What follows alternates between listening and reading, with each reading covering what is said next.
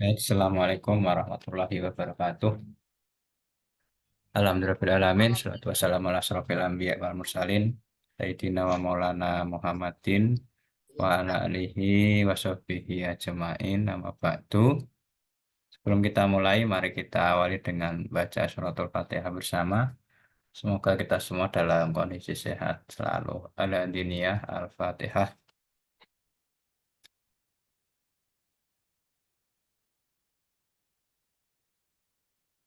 Baik, sebelum kita mulai, karena momentum masih Lebaran, saya mengucapkan minal aidin wal faizin, mohon maaf lahir batin bagi mbak-mbak, ibu-ibu semua yang mungkin ada kesalahan dengan saya, sudah kami maafkan, dan jika saya ada kesalahan, mungkin untuk kata ataupun tindakan, mohon dimaafkan seperti itu. Nah, kita melanjutkan pertemuan yang tertunda karena Lebarannya masih terasa ya, tapi insya Allah nanti segera selesai gitu ya.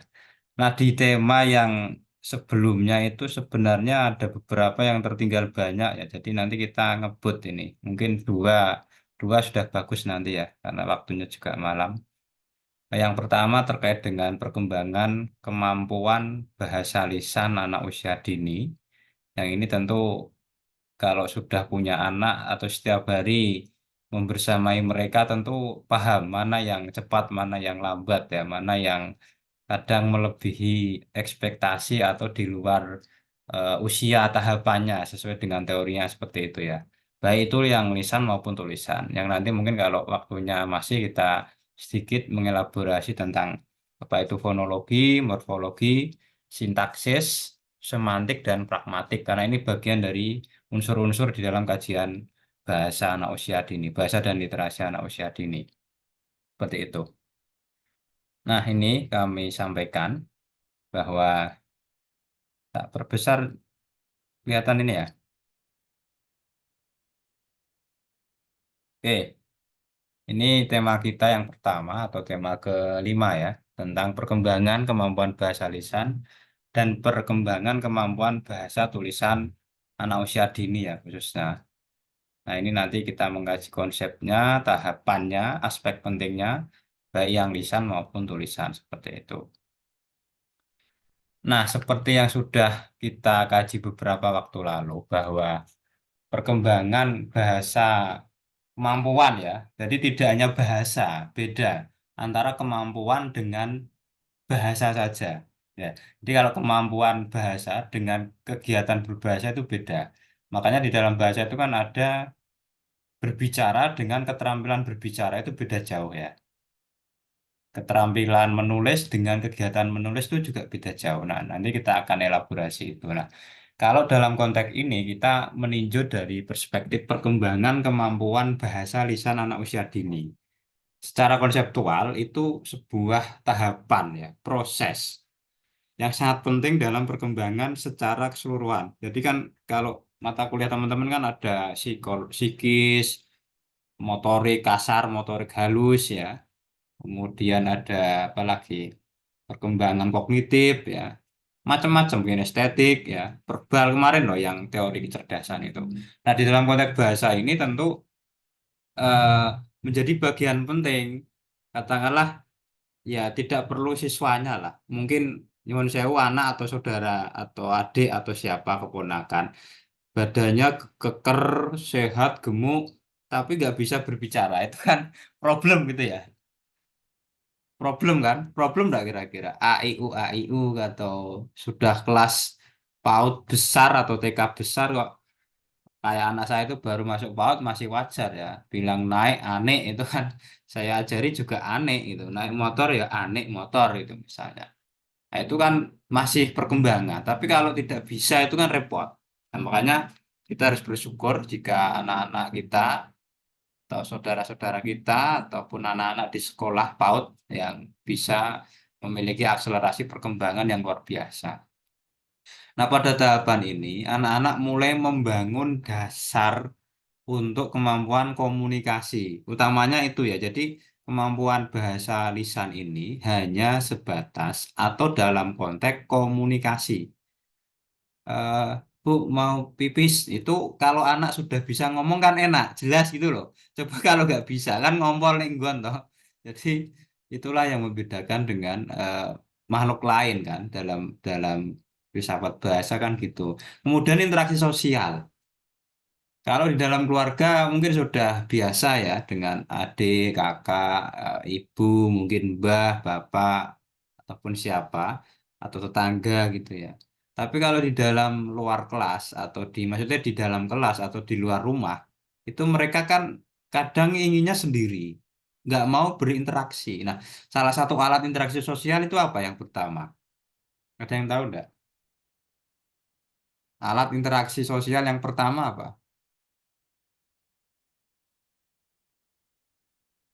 Ada yang tahu? Apa? Alat interaksi sosial. Buat interaksi mereka itu harus punya apa gitu loh. Bahasa Ada yang Pak tahu? atau gimana? Apa? Mulut, Pak. Gerakan mungkin Pak. Ini bukan Gerakan. mulut, ya bahasa. Wong mata kuliah bahasa dan literasi kok tekan mulut loh. Mulut itu kan hanya apa namanya anggota badannya gitu loh. Maksud saya itu bahasa bukan mulutnya. Kalau kemampuan komunikasi apa? Ya bahasa. Kan nggak mungkin. Ya, kecuali anak-anak berhambatan ya. Kemarin saya diajak penelitian yang hambatan majemuk ya. Senang itu kan gini kalau anak berkebutuhan khusus ya. Sini itu gimana, gini gimana. Itu ada bahasa sendiri. Tapi itu kan anak non sewu berkebutuhan khusus. Kalau anak normal tentunya alat interaksi komunikasinya ya bahasa. Bahasa apa? Ya lisan dan tulisan. Kan gitu kira-kira ya, nyambung ya dengan tema yang kita kaji. Nah, karena ini menjadi atau membentuk pondasi bagi pembelajaran dan perkembangan berikutnya. Jadi kalau anak SDMI itu menjadi dasar menengah SMP ya dan SMA dan seterusnya.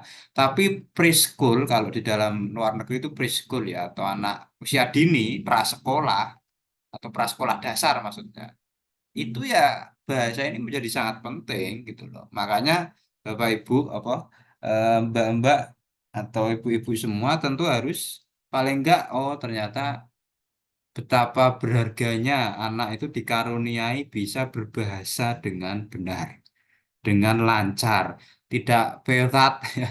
Tidak pelat itu bahaya. Pelat antara R atau L itu kan susah ya itu. Ini anugerah Tuhan yang luar biasa ya. Artinya maka tugas ibu-ibu, mbak-mbak semua nanti bagaimana mengawal perkembangan kemampuan bahasa lisannya dan tulisan. Karena ini tahapannya baru tahapan perkembangan kan gitu kira-kira ya. Oke, ini konsepnya seperti ini kira-kira. Kemudian kalau tahapannya bagaimana sih? Lah ini tadi yang kita singgung di awal. Ada tahap pralinguistik ya atau prabahasa gampangannya ya. Linguistik kan bahasa ya. Nah, ini ada tahapan rinci. Pertama reflektif ya. Ini 0 sampai 12 bulan. Kan belum sekolah atau ini. Jadi ini mulai tahap 0 bayi ya sampai lahir pecenger gitu ya. Ngoek-ngoek sampai 12 bulan kan gitu. Biasanya dia reflektif ya. Maksudnya apa? Jadi bayi di sini mulai menggunakan refleks alamiah tanpa ada diajari oleh ibunya. Ya, apa bentuknya? Ya menangis, mengisap, mengumam seperti bentuk komunikasi awal. Jadi kalau bayi mau minta ganti popok atau kebelet pipis, bagaimana cara dia berinteraksi, berkomunikasi tadi?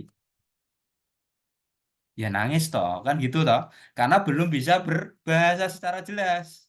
Kan gitu. Makanya fungsinya kan untuk interaksi. Alat interaksinya apa? Ya bahasa. Lah bahasanya bayi kan nggak bisa ngomong I love you, I need you kan. Tapi ya ngomong nangis kan gitu kira-kira. Bocah kok nangis terus ki janjane ngopo toh? Kan ibu-ibu kan yang paling peka ini ya dengan anaknya kan. Sini Dek, paling peka dengan anaknya seperti itu. Bagaimana proses menangis ini penuh makna gitu ya. Nah, kalau menangisnya bayi ya pasti ada sesuatu. Entah dia lapar, biasanya apa? Lapar, pengen atau minum ASI atau ngelak ya, apalagi sumuk ya, atau Oh, apalagi ada yang punya bayi. pipis. pipis, apalagi kira-kira. Kan nggak mungkin minta es krim, toh. sakit sakit perut. Sakit perut dan seterusnya lah ya. Pokoknya ada sesuatu yang anomali ya di luar kenormalan pada diri bayi itu. Jadi gerakannya refleks alamiah ya seperti itu. Kecuali kasus-kasus tertentu. Saya pernah mungkin pernah cerita ya. Anak saya yang pertama nangis terus ya. Kalau mbah-mbah tua itu kan paham ya. Nah, ini mesti buang popoknya yang ngisor wit kae lah itu harus jangan ditiru itu ya. Nah, ternyata setelah saya cari, iyo bar netek, yo nggak sumuk ya. Ternyata itu ini lucunya, ada biji ini apa namanya? Ada biji eh, cabe di popoknya, kan pedes tuh itu. Jadi nangis terus ya. Setelah saya buka, oh alah, lah wong popoknya we ono isi lombok kan kepanasan. Jadi ini pengalaman. Ya, kalau mau ditiru silakan. Nanti nangis terus bayinya kan. Jadi ini contoh bentuk komunikasi bayi kan. Dan ini orang mudeng ra pengalaman nggak pernah punya anak kan nggak paham. Nah, saya bisa cerita karena sudah pernah gitu. Ya ini refleks ya, refleks itu ya alamiah lah, nggak bisa ngomong verbal, secara lisan belum jelas gitu ya. Oke, ini 0 sampai 12 bulan. Pembentukan suara lah ini mulai wah wah wah apa kadang kan ngoceh dewe ya gitu ya. Bayi kalau kita nggak ditunggoni ibune, bapaknya atau nggak ada yang ngeliling itu kan mereka akan nangis, merasa kesepian, merasa sendiri, dan dia akan berkomunikasi kan, entah bersuara, bukan nangis ya. Kalau nangis kan yang refleks ini ya, ya bentuknya macam-macam ini. Nah, kemudian yang ketiga, respon terhadap bahasa. Jadi bayi mulai merespon intonasi suara dan bahasa yang digunakan oleh orang dewasa di sekitarnya. Jadi ketika ada kok gru, nanti dia kayak menirukan seperti itu. Maka kalau eh, pergi ke rumah mbah atau ke teman atau ke siapa ketika tanya, "Pi anakmu si sopo?" Nah, itu ya. Wis iso ngoceh ya. Kan jadi itu bentuk apa ya? Respon bentuk apa ya, respon dari intonasi suara-suara tidak hanya orang ya, tapi ya mungkin suara kipas, suara angin, suara gergaji misalnya yang di rumahnya deket apa pemotongan kayu misalnya atau suara burung, suara motor, pasti mereka akan merespon. Oke ya, ini ciri-ciri atau tahap pralinguistik yang 0 sampai 12 bulan. Sampai sini clear ya. Mungkin kalau sudah punya bayi atau punya adik yang saya kira bisa di ini dideteksi, oh ternyata ini tahap pralinguistik gitu kira-kira ya. Nah, tahap yang kedua ini tahap awal berbahasa atau awal linguistik ya. Setelah 12 bulan sampai 24 bulan. Yang pertama vokalisasi. Jadi anak mulai mengeluarkan bunyi-bunyi vokal atau konsonan yang sederhana. Weh, weh, kan gitu biasanya ya. Apalagi kira-kira yang sedang punya anak mungkin bisa bercerita. Kalau saya sudah lupa mungkin ya, sudah 4 tahun yang lalu. Ya pokoknya bunyinya nggak jelas. Oh, opo, pokoknya bunyi vokal dan konsonan yang sederhana. Karena awal ya, tahap awal berbahasa. Kemudian mulai mengidentifikasi kata. Jadi mereka mulai mengenali beberapa kata sederhana dan dapat mengidentifikasi objek atau orang dengan menggunakan kata-kata tersebut. Misalnya apa? Atau apa misalnya yang mengidentifikasi, oh ini pengen minum gitu loh ya. Oh cup cup cup cup cup, oh pengen mimi ya, misalnya itu ada yang tahu biasanya ibunya ini yang lebih paham ya. Jadi identifikasi kata ini karena setiap bayi kan berbeda apa identifikasi katanya. Kalau misalnya di lingkungan yang bahasa Indonesia mungkin dia pengenalannya ya bahasa Indonesia. Kalau di dalam konteks bahasa Jawa ya mungkin bahasa Jawa khas daerahnya masing-masing sesuai dialeknya ya gitu ya. Kemudian memahami instruksi sederhana. Anak mampu memahami instruksi sederhana seperti ambil bola, berikan mainan atau ayo ayo dibuka, ditangkap, hap gitu ya, up gitu ya misalnya itu, jadi dia paham ayo ayo dibuka a misalnya, atau waktu dilepas popoknya itu kan cup cup cup cup cup jangan nangis misalnya seperti itu ya. Jadi ini tahap awal berbahasa, jadi sudah mulai lah daripada nangis orang arti karepe toh.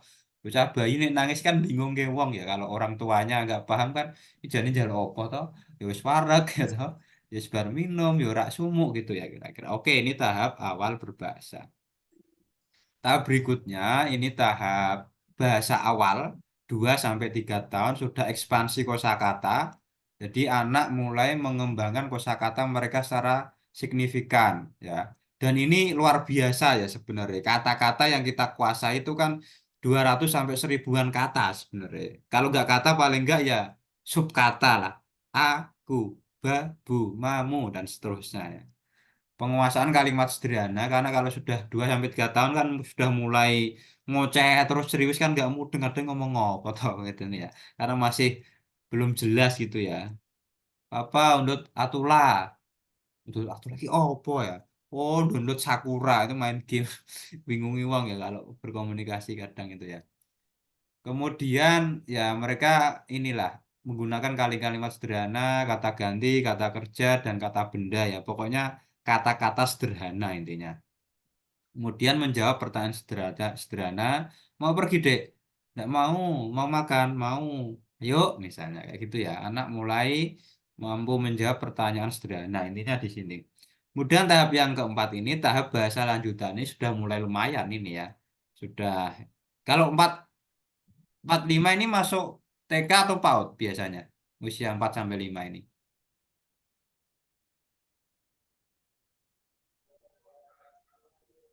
TK, Pak.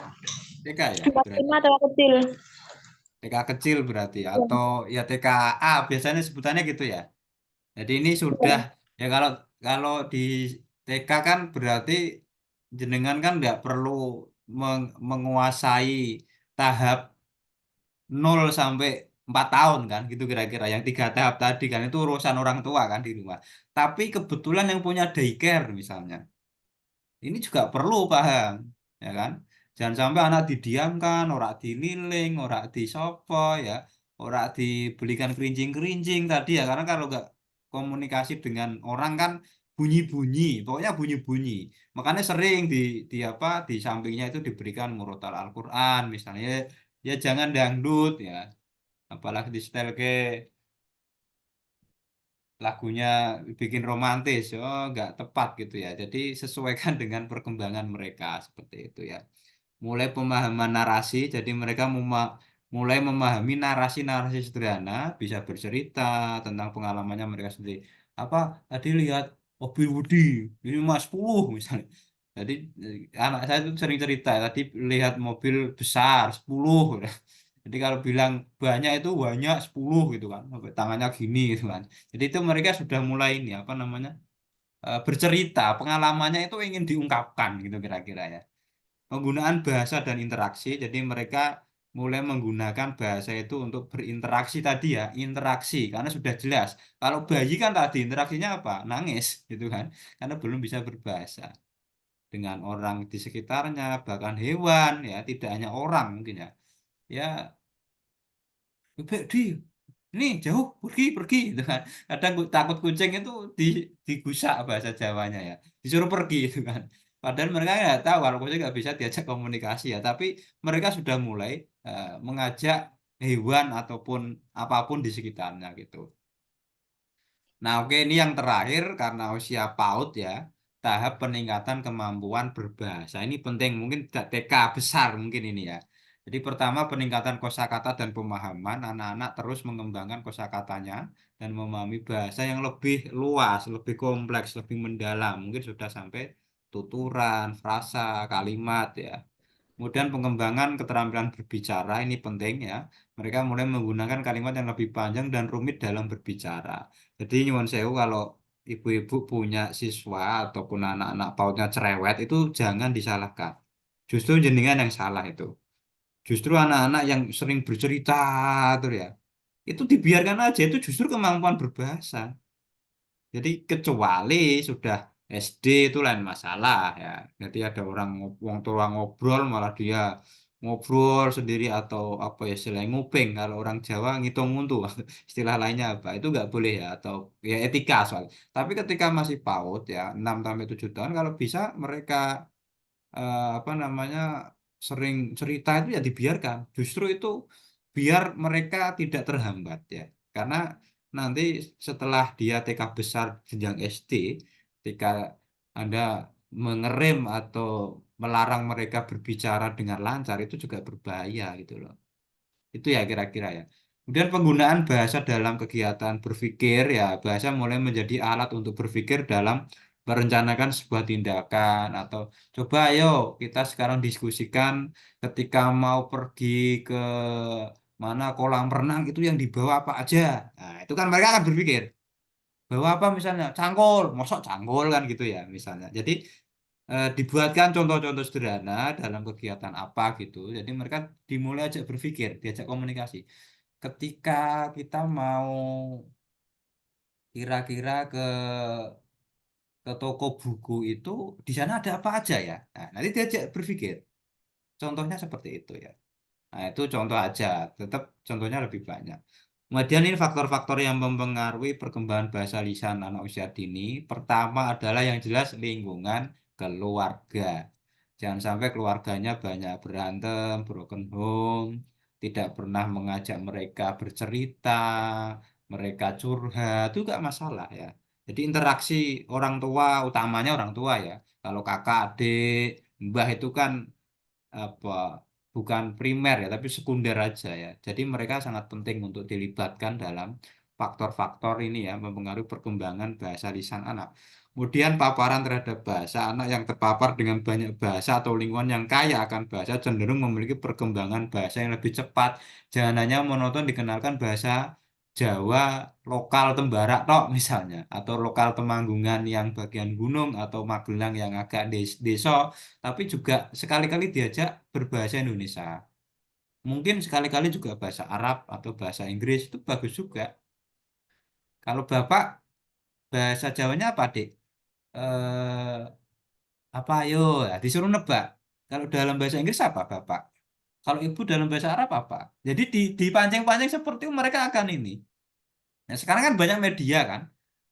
Di YouTube di mana itu kan banyak satu kata tapi beragam multibahasa. Nah, itu bisa di play untuk mereka daripada main game itu sangat bermanfaat ya.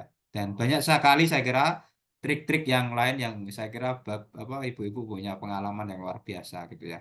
Kemudian stimulasi dan interaksi. Jadi stimulasi yang kaya tadi ya menstimulan, memancing lah dan yang interaksi positif dengan orang dewasa dan teman sebayanya membantu mempercepat perkembangan bahasa. Artinya semakin banyak berinteraksi, apa ya kita memberikan pancingan. Kemarin ke rumah Ayi itu ada apa aja deh di jalan itu. Jadi saya mancing anak saya udah, oh lihat sawah, lihat itu kambing. Jadi mereka bercerita, ya. Itu usia pra paut ya. Itu juga bisa kita pancing-pancing seperti itu ya. Nah, kalau anak SD mah sudah ngelotok. Kemarin lihat apa aja bisa bercerita ngalor gitu. Tapi anak usia dini kan ya agak bisa selihai itu ya kira-kira. Oke, itu yang eh, penjelasan dari konsep, kok teori dan tahapan. Sekarang intinya catatan penting. Jadi bagi calon guru PAUD atau guru PAUD TK memahami tahapan perkembangan bahasa lisan pada anak usia dini menjadi penting dan dalam mendukung perkembangan komunikasi dan interaksi sosial ya. Interaksi sosial tidak hanya individual. Dan nek bocah bayi ra duwe kanca, anak PAUD ra duwe kanca terus interaksinya harus apa, Jal? Karo ibune kesel mergawe, wis wayahe turu, nyetrika, semacam-macam. Ini repot juga kan gitu ya. Dengan memberikan dukungan yang tepat, anak-anak dapat mengembangkan kemampuan bahasa mereka secara optimal, mempersiapkan mereka untuk belajar dan berinteraksi di masa datang atau jenjang berikutnya. Oke, ini ada pertanyaan untuk bahasa lisan. Monggo kalau ada respon saya persilakan. Monggo. Ada pendapat tidak apa-apa atau cerita pengalaman?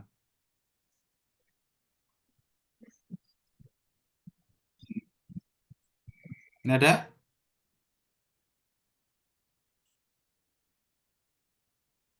Ya, kalau nggak ada kita lanjutkan yang bahasa tulisan ya. Nah, aspek penting dalam ini belum selesai ternyata. Aspek penting dalam perkembangan bahasa lisan itu ternyata ada pengenalan bunyi dan kata pertama. Babu, tidur, maem, misalnya ya. Aku. Ibu, Bude, Pak D, Mbah, Akung, atau apa, monggo sebutan sesuai tradisinya masing-masing. Eksplorasi bunyi dan kata. Kalau bunyi bebek gimana, Dek? Wek, wek, wek. Kalau sapi, oh, jadi dipanjang-panjang kayak gitu. Mereka akan seneng kok. Kalau bunyi harimau, oh, enggak kayak gitu. Jadi mereka akan ini apa namanya? eh, meng memvisualisasi apa yang dia dengar karena anak-anak sekarang itu lebih pandai loh ya. Artinya mereka mendapat literasi itu kan dari YouTube kan yang story itu kan banyak ya. Lihat harimau, lihat gajah, lihat apa namanya sakura, lihat tabir keliling itu ya seneng sekali mereka. Tapi kan harus kita arahkan, jangan dibiarkan. Karena kalau hanya belajar mandiri atau scroll-scroll YouTube itu kan juga tidak terarah gitu ya. Kemudian pengembangan kosakata tadi ya, yang dalam konteks berbicara, berinteraksi, dimulai ditata lah ya. Pembentukan kalimat sederhana, kalau misalnya mau pulang itu bagaimana? Atau kalau mau maem, ayo, kayak gimana kalau minta maem? Nah, itu dipancing-pancing kayak gitu ya, kalimat sederhana. Bu, mau maem, nah, kan gitu nanti ya. Pemahaman bahasa sederhana, kemudian perkembangan kemampuan berbicara. Berbicara berarti sudah ini ya, sudah tidak hanya asal ngomong, tapi sudah terstruktur lah paling enggak. Tadi subjek, predikat, objek, keterangan kalau dalam bahasa Indonesia yang sederhana ya. Kemudian dilatih untuk berinteraksi sosial, ya tidak hanya sama ibunya tok, sama bapak, adik, teman sebaya, mungkin sama bunyi-bunyi juga, tidak hanya orang ya, tapi juga bunyi-bunyi. Kemudian penggunaan bahasa dalam rangka mengajak mereka mulai berpikir. Jadi ini catatannya. Oke, saya lanjut. Sekarang perkembangan kemampuan bahasa tulisan anak usia dini. Intinya ini proses dalam pembentukan keterampilan komunikasi mereka. Jadi meskipun tahap ini fokus masih pada perkembangan bahasa lisan, karena anak-anak PAUD kan suruh nulis narasi atau ekspresi kan berat, toh. Beda anak SD kan. Tapi mereka memang ya ada pembagiannya gitu loh, mana yang lisan dan mana yang tulisan, karena berbeda-beda. Jadi mereka masih fokus pada perkembangan bahasa lisan, namun mereka juga mulai terlibat dalam aktivitas menulis yang sederhana. Kalau menurut Lam, jajal nulis paku bengkong kayak gitu ya. Atau paku ngadeg alit ya, itu bisa seperti itu. Nah, ini tahapan-tahapan dan karakteristiknya dalam konteks perkembangan kemampuan bahasa lisan apa tulisan pada anak usia dini. Pertama yang paling awal itu ada namanya ini kalau tulisan yang usia 0 sampai 3 tahun tidak masuk ya karena nggak mungkin mereka bisa nulis. Tapi kalau ngomong ngoceh itu bisa. Maka tidak masuk di tahapan atau teori yang di dalam konteks penjelasan tahapan ini. Pertama itu eksplorasi tulisan. Jadi anak-anak mulai mengenal huruf-huruf, angka, bahkan tidak hanya angka huruf ya. Saya itu kalau anak saya itu warna itu juga ini, warna gambar bahkan ya. Jadi membaca sesuatu itu tidak hanya soal teks, tapi karena konteksnya ini adalah bahasa, jadi kita fokus pada tulisan ya. Jadi mereka sudah bisa mengidentifikasi warna. Ini warna apa, Dek? Kuning, ini apa? Hijau, ini apa? Merah, itu bisa. Ya, jadi kenalkan juga nanti warna, bentuk, ya, apalagi ya. Benda-benda itu perlu dikenalkan. Meniru pola-pola huruf, nah ini harus diajarkan karena sudah usia 3 sampai 4 tahun. Meskipun nulis bola, jadinya kotak nggak ada masalah kan. Gambar bola, jadinya kotak nggak ada masalah. Nulis H keliru N ya udah ada masalah, namanya anak-anak belajar. Nah, kemudian tahap 4 sampai 5 tahun atau awal menulis. Jadi tahap pertama ini bisa disebut praliterasi juga bisa, prateks juga bisa, atau pratulisan bisa lah ya, pramenulis. Jadi mulai dikenalkan pengenalan huruf ya, abjad dan seterusnya ya. Secara visual juga bisa. Kemudian mencoba menulis nama sendiri. Ini juga perlu dilatih ya. Biasanya kalau memberi tugas nulis apa aja selain nama sendiri. Ayo ditulis nama ibunya yang lengkap, gitu ya. Biasanya yang paling mudah kan nama sendiri tuh. Nama panggilan paling nggak nickname ya atau nama lakopnya ya bahasa Arabnya. Kemudian menggambar dan mencipta tulisan, misalnya digambar bundar bola, ditulis di bawahnya bola gitu kan. Atau di diminta menceritakan secara sederhana ya objek-objek di sekitar mereka, sepatu, apalagi meja, buku, penghapus, apalagi kalau di ruang kelas apa aja? Papan tulis, kapur, spidol, lipstick nggak ada toh. Di dalam kelas nggak ada lipstick ya, itu tidak perlu dituliskan misalnya. Oke, berikutnya ini 5 sampai 6 tahun sudah sampai pengembangan keterampilan menulis, mulai inilah mereka. Kemudian mengenal bentuk-bentuk huruf, sudah mulai ini mereka ya. Sudah ya ini usia 5 sampai 6 tahun wes lanyah lah. Menulis kata-kata sederhana, hari libur 5 hari misalnya ya. Kemudian konsolidasi keterampilan menulis, ya ini sudah mau SD, bahkan sudah SD kalau beberapa daerah ya. Ini kan ukuran umur secara umum ya. Ini mulai perbaikan keterampilan menulis mereka, jadi bisa memperbaiki mungkin jenis tulisannya bagus, tegak sambungnya, Latin atau gedrik kalau bahasa Jawanya ya. Mengembangkan kosakata tulisan dan pemahaman konsep tulisan. Jadi ada kata-kata sederhana di running tag YouTube atau di bokong truk atau di HP atau dimanapun itu ditulis ya atau dibaca.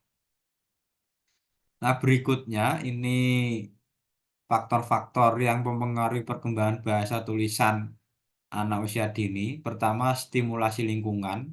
Jadi kalau orang tua mungkin masih jarang mengajarkan mereka nulis karena orang tuanya tulisannya welek kan.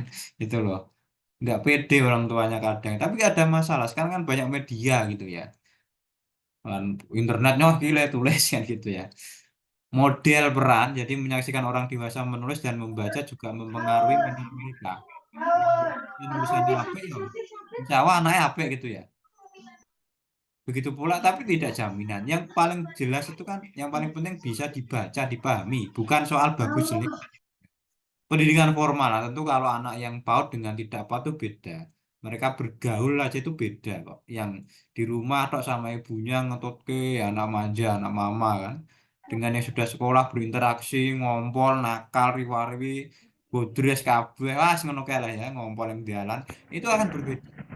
Itulah pentingnya masa-masa anak katanya masa-masa yang paling membahagiakan katanya nggak kenal sedih nggak kenal pokoknya kayak gitulah ya. Nah ini poin pentingnya jadi perkembangan kemampuan bahasa tulisan pada anak usia dini ini menjadi proses yang bertahap dan membutuhkan waktu yang meskipun anak normal tadi yang saya sebut tidak berhambatan tidak disleksia ya itu tetap dia membutuhkan waktu. Nah dengan memberikan dukungan dari orang tua, lingkungan, dan kesempatan mereka berlatih secara teratur, termasuk memberikan kesempatan mereka bercerita ya. Jadi kita lebih pada mendengarkan aja, tidak perlu menceramai mereka ya. Tapi kalau mereka didengarkan kan kadang seneng. Apa-apa, ya, babe banyak, bla bla bla bla itu mereka akan seneng kayak gitu ya. Kemudian, ya, saya kira itu ada pertanyaan?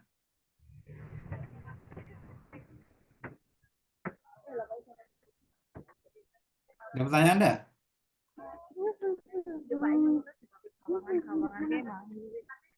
Nggak ada? Kalau nggak ada, saya lanjut sebentar lagi ya untuk materi kedua.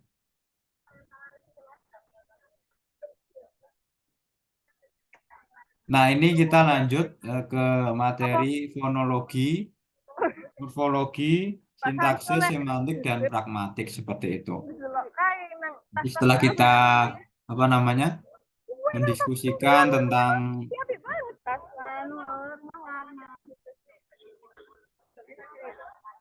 ini perkembangan bahasa tulisan dan lisan, kita mengenalkan beberapa fonologi, morfologi, sintaksis, dan semantik seperti itu. Nah, fonologi ini konsepnya, ya. Sebentar, minta tolong itu dimatikan. Fonologi itu intinya cabang linguistik yang mempelajari bunyi-bunyi lah gampangannya. Font. Kemarin kita pernah singgung ya bahwa kesadaran fonologis itu sangat penting bagi anak-anak. Tidak hanya anak sekolah dasar tapi juga anak usia dini. Karena dengan memahami fonologi kita bisa mendeteksi perkembangan mereka. Ya, misalnya ini kalau dalam bahasa Inggris, perbedaan antara bunyi P dan B, pet and bed, kan beda kan? Coba coba ini sebutkan R dan R. Ya, ada yang bisa? Suara nih. Mbak Happy minta tolong di-unmute, Mbak Happy. Ada yang bisa?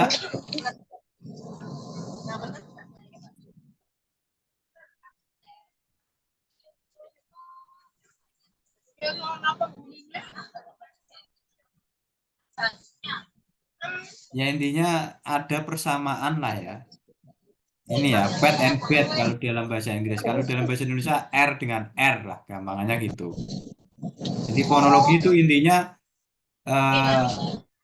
ilmu cabang linguistik yang membahas bunyi, gampangnya gitu.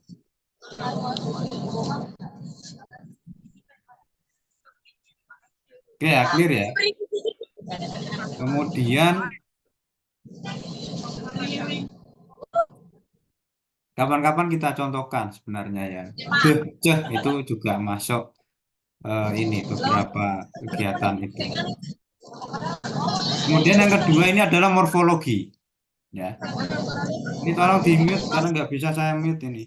Siapa ini? Oke, morfologi ini cabang linguistik yang mempelajari struktur, pembentukan, dan fungsi morfem, yaitu unit terkecil yang tentang makna dalam bahasa. Morfologinya apa? Gampangnya gitu ya. Jadi kalau dalam bahasa lainnya, morfem itu berupa akar atau root dan imbuhan afik ya, atau bentuk terikat lainnya.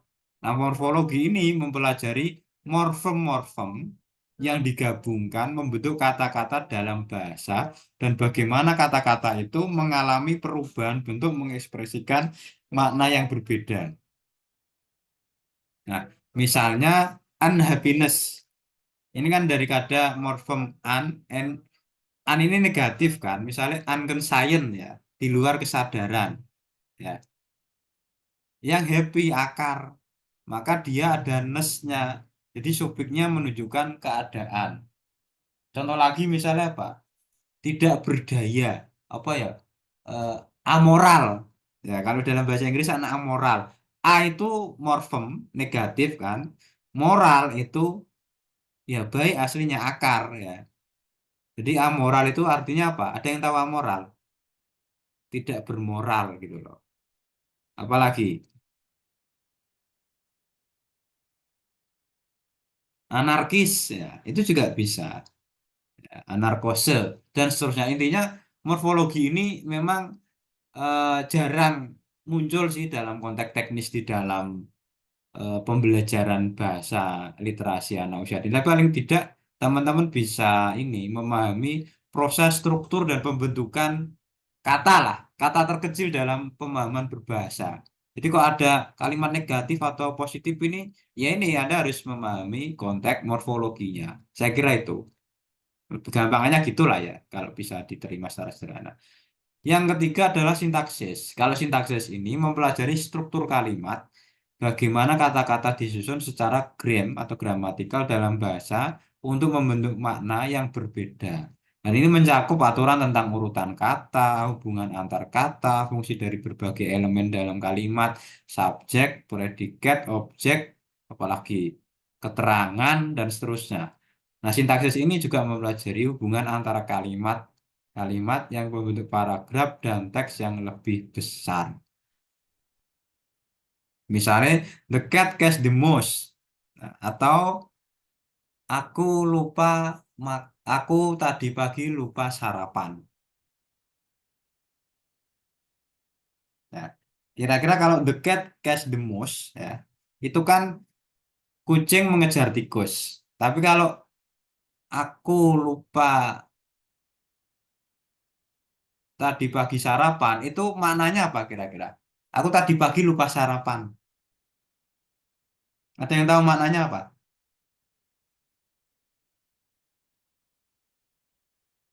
Nggak ada yang tahu. Aku tadi lupa sarapan. bisa bermakna dia itu sibuk gitu loh. Kalau aku tadi pagi males sarapan, itu maknanya apa? Ya ada yang tahu toh? Bisa males, bisa sakit, kan gitu kira-kira. Jadi kita ini mempelajari struktur bagaimana disusun secara gram dan membentuk makna yang berbeda di luar teks aslinya, gampangnya gitu. Apalagi misalnya bocah orang Jawa nih misalnya. Kalau orang Jawa gampangnya gitu. Wes diterke kok ora ono timbal balik ya orang Jawa nih blas misalnya. Maknanya apa? Nah, ini kalau bahasa Jawa loh ya, lebih contoh sederhana loh ya. Jadi kan kita memahami kok kata-katanya kok ngene ya. Gramatikanya kok pemilihan diksinya ngene ya. Maknanya apakah hanya seperti itu kan tidak gitu loh. Apalagi contohnya? Ya banyak, tiap hari pasti Anda menemukan sintaksis gitu loh.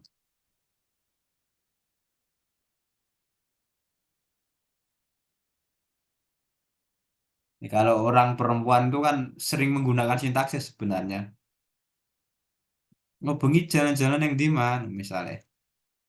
Mbok ah, lagi capek, terserah. Itu kata terserah itu maknanya banyak. Saya kadang bingung mau mana kata terserah itu ya. Nah, ini kan sebenarnya Anda itu memancing teks untuk menjadi sintaksis sebenarnya kan. Nah, makanya kadang teman-teman tuh tidak mempelajari ilmunya. Kalau ini kan mempelajari konsepnya kan, teorinya. Tapi setiap hari sebenarnya melakukan, menerapkan dan mengalami. Hanya saja, oh ini sintaksis toh, oh ini morfologi toh, oh ini fonologi toh. Kira-kira begitu ya. Nah, berikutnya adalah semantik. Nah, kalau semantik ini cabang dari linguistik lah ya, yang mempelajari makna dalam bahasa, termasuk makna kata, makna frasa, makna kalimat, makna teks secara keseluruhan. Jadi di dalam konteks ini analisis makna kata itu makna leksikal dan makna gramatikal yang sintaksis tadi, dan bagaimana makna tersebut dipengaruhi oleh konteks ya. Misalnya ini kok contohnya bahasa Inggris semua karena rujukannya dari bahasa Inggris buku-bukunya ya. Misalnya an apple is a type of fruit ya. Semantik mempelajari mana hubungan apple and fruit ya. Jadi apel adalah bagian dari tipe atau jenis buah-buahan kan gitu. Jadi apel dengan buah-buahan kira-kira nyambung enggak ya nyambung. Kamu adalah bagian dari hidupku. Wah, kan gitu ya. Itu kamu dengan hidupku kan berarti kan gitu loh. Bocah kok orang duwe adab, orang ada bedanya karo wong dalanan. Nah, berarti orang duwe adab dengan wong dalanan kan gitu padanannya ya. Paham ya maksudnya ya? Ya. Jadi kata itu kan aku, kamu itu kata. Tapi kalau frasa itu kalimat tidak lengkap. Aku makan roti. Jadi ada subjek, predikat, objek. Aku itu subjek, predikatnya makan, objeknya itu roti. Tapi K-nya, keterangannya belum. Di pagi hari. Nah, itu sudah SPOK, itu namanya frasa. Tapi kalau aku makan roti di pagi hari atau minggu lalu atau malam ini, itu sudah kalimat. Kalau aku makan roti tok, itu hanya frasa, kalimat tidak lengkap. Gampangnya gitu. Tapi dalam konteks semantik ini, itu kan pemahaman tentang makna kata yang leksikal dan makna gramatikal. Nah, ini kayaknya belum belum paham ini. Besok saya suruh buat contoh ini. Semantik mempelajari relasi antar kata-kata juga seperti ya tadi sinonim, antonim, hipernim dan hipomim ya. Misalnya yang bahasa yang Pasemon ya Jawa itu, bocah orang Jawa nih tadi itu kan sebenarnya juga ini apa namanya hiperbola, majas kan, Pasemon, semu ya. Dia Pasemon itu perumpamaan. Bocah orang Jawa nih.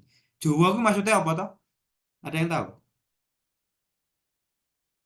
Jawa itu artinya ngerti, ya. Wis dikei kode kok orang Jawa nih blas misalnya kayak gitu ya. Karena orang Jawa itu kadang tidak suka bertutur kata yang jelas, tapi suka menggunakan kode-kode. Makanya mempelajari semantik, pragmatik, Morfologi itu sangat penting sebenarnya untuk mendeteksi wong sing ngapusi, di wong sing jujur itu sebenarnya bisa dari ilmu ini sebenarnya. Itu ya kira-kira. Tapi dalam konteks anak usia dini ya tidak perlu dalam-dalam tapi paling tidak paham ya. Bapak Ibu paham. Nah, sekarang pragmatik. Pragmatik ini prodi sendiri loh kalau di dalam linguistik ya. Jadi saya punya dosen tuh Prof. Rustono namanya itu profesor pragmatik ya. Jadi cabang linguistik yang mempelajari penggunaan bahasa dalam konteks komunikatif termasuk bagaimana bahasa dipengaruhi oleh konteks situasi dan konteks sosial. Kalau saya ngajar ya bahasanya halus ya. Akademis tidak mungkin bahasa jalanan kecuali dalam konteks memberi contoh itu namanya pragmatik ya. Kalau saya ngobrol biasa itu beda dengan saat mengisi seminar, memberikan sambutan, mengajar di kelas itu beda-beda. Nah, tentu ini mencakup studi tentang implikasi, implikatur ya, presuposisi, maksim percakapan, fungsi sosial dari bahasa itu sendiri. Jadi bahasa itu fungsinya marik-marik sebenarnya ya. Pragmatik juga mempelajari strategi komunikasi yang tepat, kesopanan tentang politeness ya. Jadi kalau politeness itu macam-macam, kesantunan ya atau kesopanan itu juga macam-macam dan aspek-aspek lain dari interaksi verbal. Jadi pragmatik itu sebenarnya lebih ke verbal ya, tidak tulisan. Contohnya ini ya, call you pass the shot. Ya. Pragmatik memperhatikan bagaimana permintaan tersebut dipahami dalam konteks makan malam apa yang diharapkan sebagai respon cepat ya. Jadi ini beberapa contoh yang tentu harus kita kaji sehari-hari karena setiap apa namanya setiap kosakata yang kita lakukan atau yang kita ucapkan sebenarnya itu mengandung berbagai macam makna bahkan implikatur, presuposisi, maksim percakapan ya termasuk juga fungsi sosial dari bahasa yang kita ucapkan sebenarnya. Misalnya call you pass the shot itu kan tidak hanya soal apa ya makan malam yang diberikan, tapi makna literatnya apa ini ya? Bisakah kamu memberikan sesuatu atau konteks makan malam? Mungkin ini konteksnya bahasa Inggris ya, bahasa asing ya. Apa kamu nggak kangen? Nah, misalnya kalau dalam bahasa Indonesia gitu, Dek, nggak boleh loh. Jadi kalau di dalam saya contohkan kalau pragmatik ini di dalam Balanggoh itu ada beberapa kata-kata perintah tapi bersifat melarang. Contohnya apa? Gage ndalunga, age keprok. Nah, itu sebenarnya perintah kan? Tapi aslinya apa? Linahi. Amr linahi. Jadi dalam bahasa Arab atau Balanggo sastra Arab itu kata perintah tapi untuk mencegah atau melarang. Gage ndalunga nek wani misalnya. Pernah ada seperti itu? Ya sering kan? Coba lempar. Ayo silakan petasannya dilempar. Berani tidak? Itu kan sebenarnya ya pragmatik juga sebenarnya. Jadi kata-katanya itu memerintah, amar kan, tapi fungsinya linahi atau melarang. Itu juga bagian dari pragmatik sebenarnya. Oke ya, itu pragmatik gitu kira-kira. Nah itu kira-kira beberapa kajian yang sudah kami sampaikan dari beberapa aspek ya, dari morfologi, dari monologi ya, kemudian morfologi, sintaksis, semantik, dan pragmatik. Kira-kira itu, monggo jika ada pertanyaan, respon, atau yang perlu disampaikan, kami persilakan teman-teman. Ada? Ini bukan pragmatik loh. Kalau saya suruh tanya berarti tanya beneran gitu ya. Kalau pragmatik kan tadi, ayo jambak nek wani misalnya. Itu kalau Jawa ya. Itu namanya pragmatik yang amr linahi kalau di dalam balagoh atau sastra Arab itu seperti itu dulu waktu saya di pesantren itu seingat saya gitu. Gimana ada pertanyaan enggak?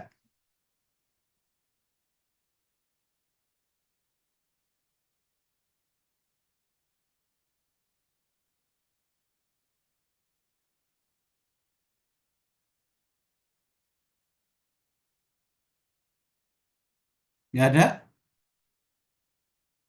Ya, berarti mananya ini mau dituntasi gitu aja, toh.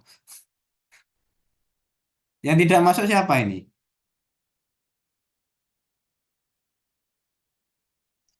Umi Deka, Siapa?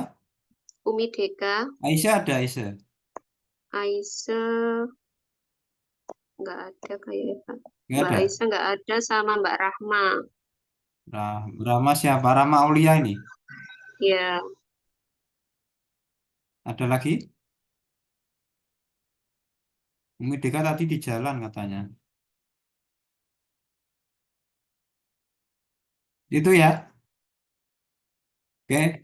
Terima kasih atas partisipasinya. Kita bertemu lagi minggu depan. Harapannya sih tatap muka ya. Karena tadi banyak agenda di sidang Senat. Terus ada nikahan Mas Najib. Jadi belum bisa bergabung. Tapi sawah mau daring mau luring substansinya kan sama ya sebenarnya. Tergantung niat ibu-ibu, mbak-mbak semua istiqomah dalam belajar. Semoga diberi kekuatan, kesabaran, dan bisa sampai akhir semester dan akhir waktu dan selesai gitu kira-kira.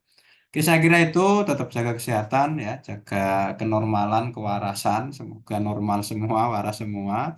Karena saya tahu mbak-mbak, ibu-ibu itu banyak tekanan sebenarnya ya. Karena yang menekan kan bapak-bapak biasanya seperti itu.